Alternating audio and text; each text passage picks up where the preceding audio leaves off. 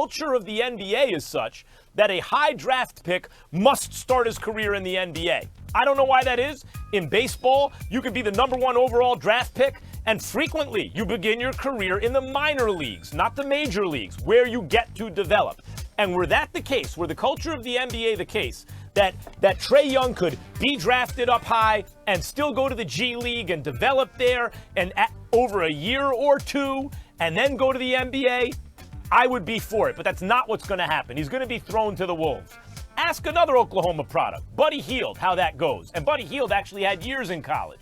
Trae Young is good and promising, and I believe he would get better with development in college against players more on his own level. A couple of more years. I mean, we've just seen it in this previous draft. Why was Kyle Kuzma so good? You think Kyle Kuzma would have been good if he came out after his freshman year? Not only would the answer have been no, he may have never developed into this player. So I'm not talking about the idea of just passing up financial opportunity. I get it. If there's a way to somehow hedge your bet through an insurance policy or something, and there is, then I would suggest staying in college and developing. Because if you think it's tough to play in the backcourt in college, there's a lot of defensive focus in college. Do you know what it's going to be like in the NBA in a guard-driven league where that's where the defensive attention goes? It's going to be brutal, and I'm afraid that he won't be able to develop into the player that he should become one day, and I think that could be a very good player.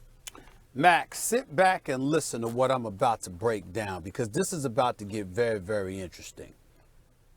I have been on the record, Max, as you well know, talking about how I'm not really sold on Trae Young. I think this kid Sexton out of Alabama could do some things. I love Gary Trent Jr. out of Duke. I think he could do some things along with a couple of other cats. But I can't ignore 27-8. I can't ignore you leading the nation in scoring and assist. And more importantly than that, when Trae Young dropped 48 points on Oklahoma State, but took 39 shots to do it, as annoyed as I was at his selfishness, I was equally impressed by how he modified his game and became more of a better point guard, getting his teammates involved and all of that other stuff. So what I did over the last week or so, I went back and I watched several tapes of Trae Young's games. And I got to tell you something right now. He's taller than I thought he was because he looks so small out on the court. They say he's a legit 6'2". He's taller than I thought he was on the court. I'm looking at his broad shoulders. I've watched him get in the lane and finish shots at the basket. And I love what I'm seeing in terms of his ball handling skills. And the brother can pass too. And so now I'm saying, all right, what do you do here? Ayton, Bagley and these boys, that's a given. But as it pertains to guards, can I pass on this guy?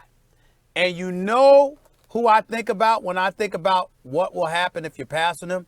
I think about Steph Curry. And you know why I think about Steph Curry? It's not just because I see Trae Young pulling up from three, even though against Rhode Island, even though he dropped 28, there was still a couple of ill-advised shots he took right past half court. I don't know what the hell he was thinking.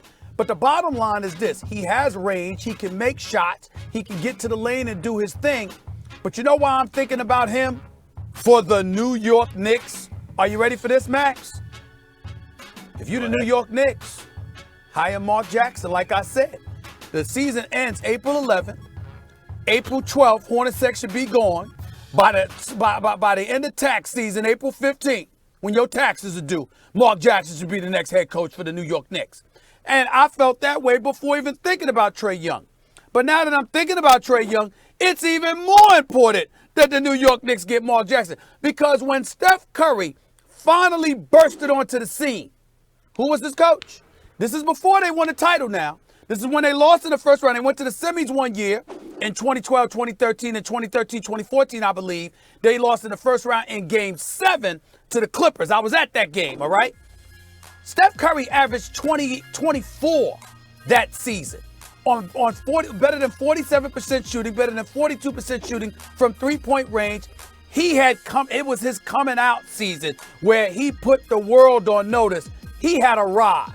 And that was obviously the season before Steve Kerr got the job. Well, who was his coach? Who was the guy that spent 3 years developing Steph Curry before Steve Kerr came on the scene? That would happen to be Mark Jackson. And so I look at Trae Young, and I think about something along those lines. Is Trey the new Steph? He's not the new Steph, but he has the potential to be. I mean, as his career progresses, just like Steph Curry averaged 17 a game, he averages 17 a game his rookie season. That's what Steph did. Now, Steph obviously shot exponentially better. He shot 46% from the field. Trey's at 41. He shot 43% from three-point range. Trey's at 32. But then again, Trey's playing for the Atlanta Hawks, so who knows? And not only that, he's the primary option. So we know who knows how much of an effect that has. I will tell you that last night watching him shoot the basketball, about 5 of those 3-pointers, I mean, they were beyond 26 feet. The brother's got range. This is what he does. And so when I look at it from that perspective, and he's got some handle, he can pass the ball as well. Of course, when you think about young Steph and what he brought to the table. Does Trae Young have that potential? Yes. I think he's still growing, not only in height, but obviously he'll grow in size. I think his shooting will only get better as he familiarizes himself better with defenses in the National Basketball Association. You take that into consideration along with the fact that he's at the point guard spot. He's got a handle. He can get to the hole. He's got a good enough handle to get to the hole. He's got good enough passing ability to be that point guard to feed other players. And I think he'll feed off of that as well. I think his shot will only get better and better as time goes on. I don't think anybody's going to be Steph in NBA history in terms of his shooting prowess off the dribble. But I think when you look at Trae Young and you're asking the question about who's the closest thing on the come up to what Steph Curry was when he came into the league and or he ultimately evolved into, I think Trae Young is in that discussion and he's worthy of it. He kind of, listen, first of all, out of college, the question was, is Trae Young going to be able to be a real NBA player, or is this an illusion? He's an NBA player. He's an NBA player. He's good. Trae Young is good.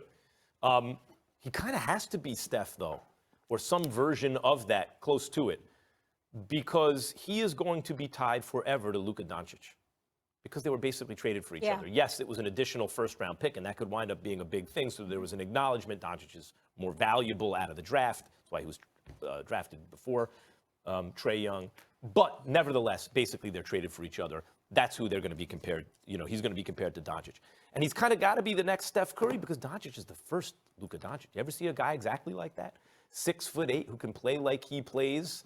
You start to think, or Penny Hardaway maybe, or you start to think big guards who can kind of do everything and also have that swagger about them. That's where I was going. What I like most about Doncic is, bless you, what I like most about him is his swag.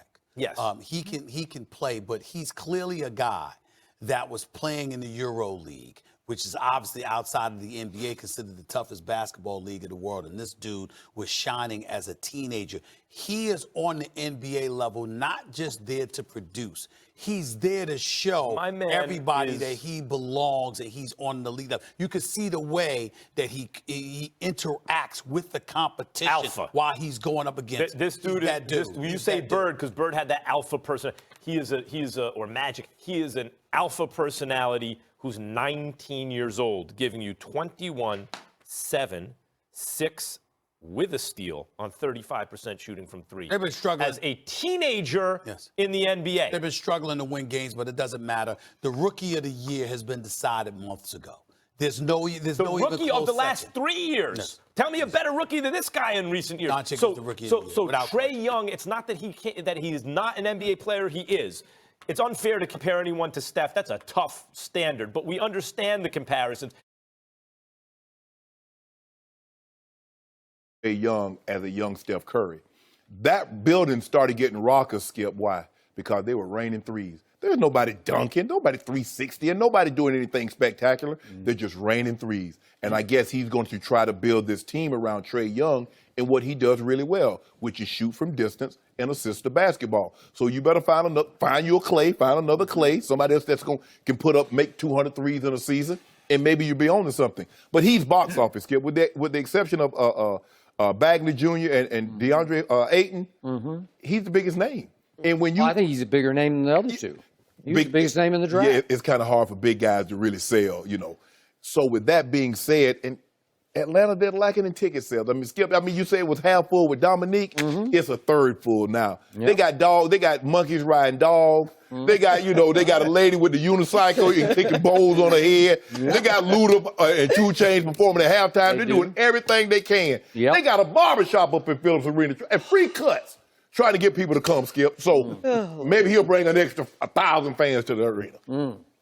So, I'm going to say this one more time. Before the Steph Curry draft, I was on record on ESPN saying I would take Steph Curry #1 overall ahead of Blake Griffin. And a whole lot of ESPN analysts laughed at me. And now I'm laughing at any analyst who thinks that Trae Young is remotely comparable to Steph Curry because he shouldn't be uttered in the same breath. Maybe Steph 5-6 years in, Skip. He will not. He will not. Steph Curry is an athlete. Steph Curry has explosiveness to it. He has gears. He has handle. Trey's got a handle too. I'm going to say it one more time. Trae Young has one great strength, and it is a great strength. He is a rare, creative, clever passer of the basketball. And if that's what you want to go pay your money to see, if you like that wow factor, that, oh my God, what did he just pull off kind of a factor with that pass, good for you. But he also led the nation in turnovers last year because he will try just about any pass possible, and a lot of them won't connect. But Lon Kruger, who's a smart basketball coach, had to just sit back and grit his teeth and let the kid try. And he would try 35-foot set shots because they're not really jump shots. You had a jump shot. You're about the same size, what, 6'1"-ish or so? Yeah, he's 6'1", Trae Young 6'1". But you had some stature to you. You had strength to you. You could drive it. If somebody dared you to drive the basketball, you would drive the basketball.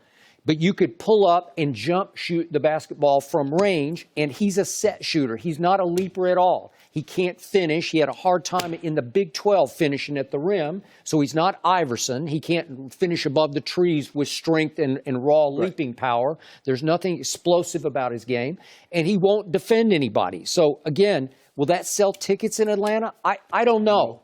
Because just look, he got worn down in a 32-game schedule. In the Big 12, they lost 9 of their last 11 games, including the first-round game to Rhode Island in the tournament, because he got worn down and wore out because defenders got up into him and wouldn't let him shoot those 30-foot set shots anymore. They just said, drive it on us, because he couldn't drive it on them. Well, Skip, he's not going to have to worry about going to class. He's not going to have to worry about study hall. So now he should hire him a nutritionist. He'll be able to get into the gym and maybe put on a few pounds and be able to withstand some of that pressure.